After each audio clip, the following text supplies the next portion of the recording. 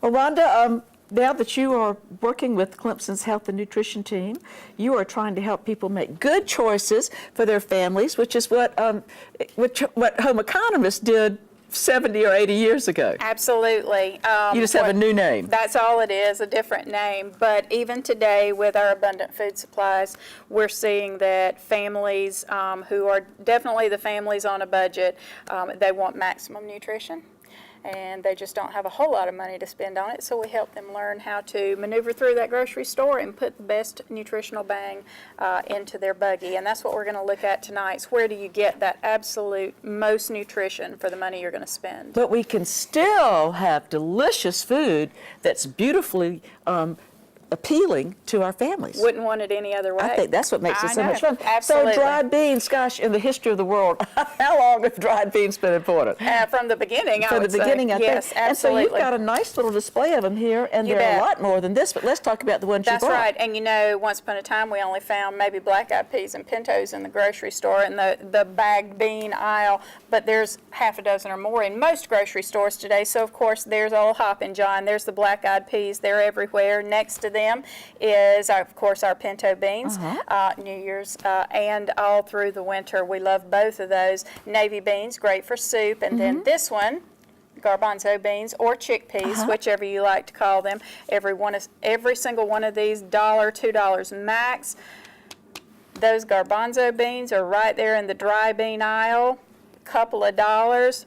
But thanks to marketing, folks are shelling out that money for hummus. This is what hummus is made from, and it is all the rage right now. Do you make hummus? Is it pretty easy to make? It is easy as you can. If you can use a blender or a food processor, you've got hummus. Soak these to reconstitute them, add a little lemon juice and a little salt and garlic, you're good to go. And you've got a whole lot more money left in your pocket. Or you can pay $5 and get that much.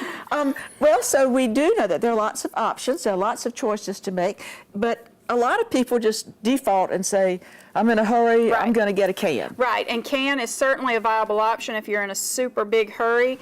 Either one of these, really just not a whole lot of prep time to either one. You're paying for the convenience when you buy a can, because literally you open the can, you put it on the stove and warm it up, and you're ready to eat.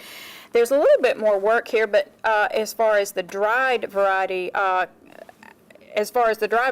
but it's not so much work that it's cost prohibitive.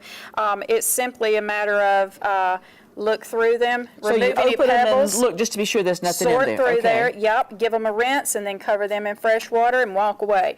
Let them soak overnight. The next morning, drain that water off, give them a rinse again, put them in a crock pot, cover well with fresh water. Because they're going to absorb a lot of water. That's it. Turn it on low. When you come home from work, they're done. Season it and you're ready to go. That's right. And so how many servings are here? That's about 3 servings. You're going to get at least 12 in this bag, and they're going to cost the same thing. Again, huge amount of bang for your buck there. Go ahead and cook all of them, eat what you're going to eat for dinner that night.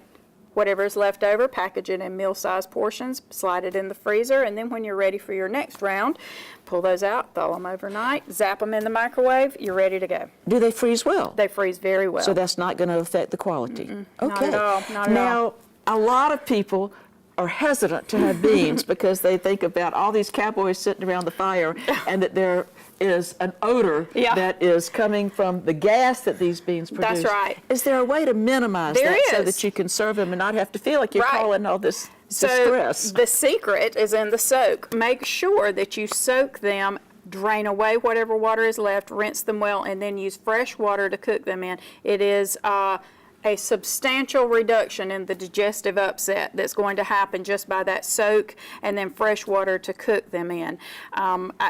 Explain to people the science that y'all have now figured is behind that. What happens is, your body naturally digests food. It goes down to the stomach, starts breaking down, small intestine. For the most part, it's ready to be absorbed into the bloodstream. The nutrition in a bean is protein and carbohydrates. Some of those carbohydrate molecules are not digestible, so they ride all the way through the gut down to the large intestine. and your body continues to try to work on them, but what's going to happen in the large intestine is actually a form of fermentation. Oh my goodness. That's where the gas all comes this- in. yeah, gas That's right. creation. But that soaking and rinsing really cuts way back on that. Now, is it possible to just take a dry bag of beans, pour it in a pot, put some water on it and boil it until it's done? Yes.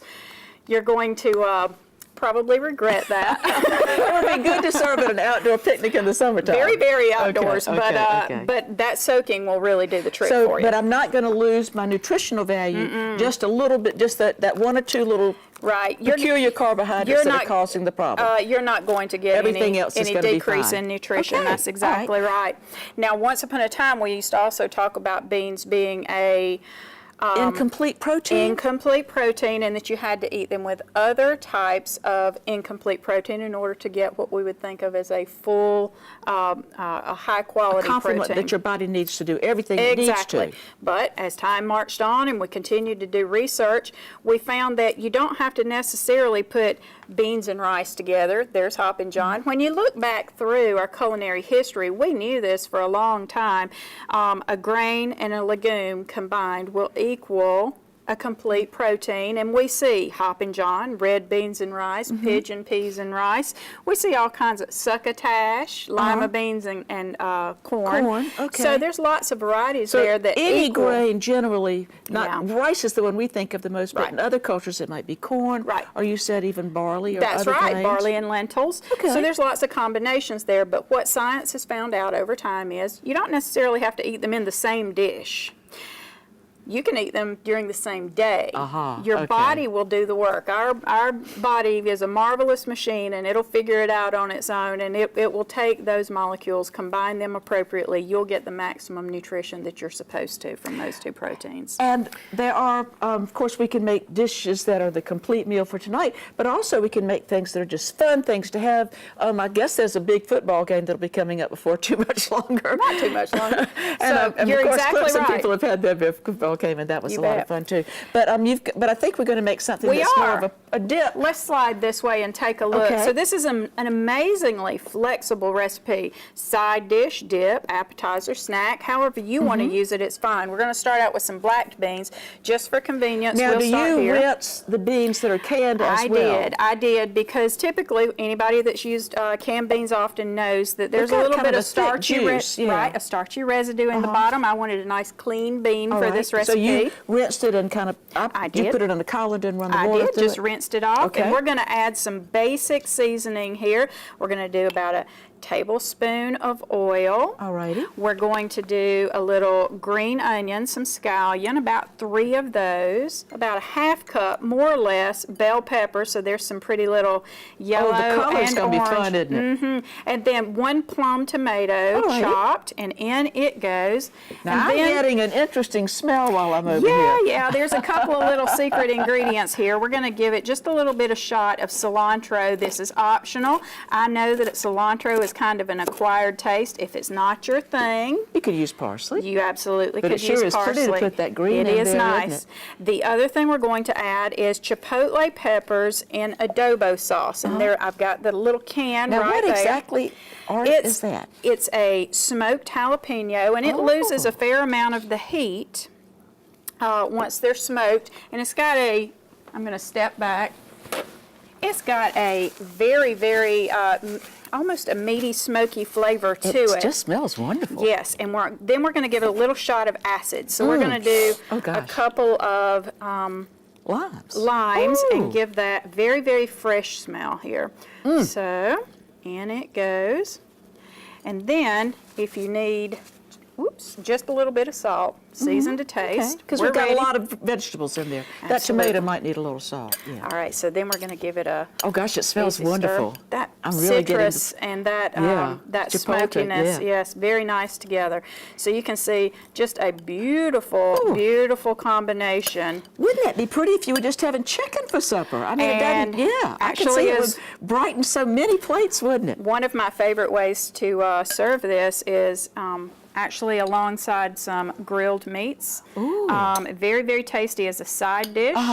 and just eat it as a vegetable or a salad, a side salad. So there we go. Now tonight we're going to use it as, we're going to put some corn chips with it gonna have a and little eat party. it as a snack. And so the crew can shoot on over here and enjoy that afterwards.